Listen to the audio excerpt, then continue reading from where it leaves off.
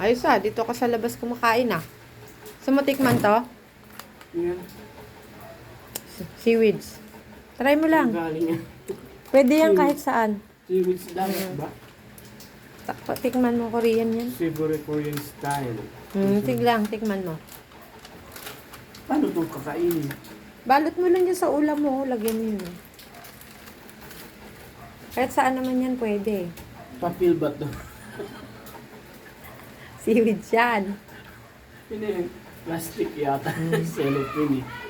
Parang cellophane. Nga. Ganyan. Yan. Kalisod, katagawan. Doon ang tayo ng pagkaanan.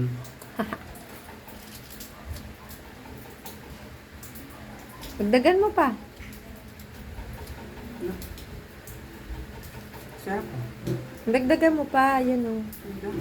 Ito, dagdagan mo pa niyan. Pwede ba dagdagan yan? Ano nagayan? Ano ba? Yan. Korean na lang yung kainin natin. Sarap. Nung kumakain na ako ng plastic ah. Pero masarap.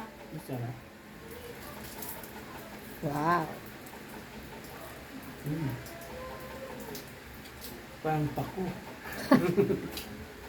Layo naman sa pako niyan. Ano ba yan? Parang inasin. Nilagyan ng asin. Sa probinsya nilagyan ng asin yung pako. Lagyan mo pa. Tama. May ano naman.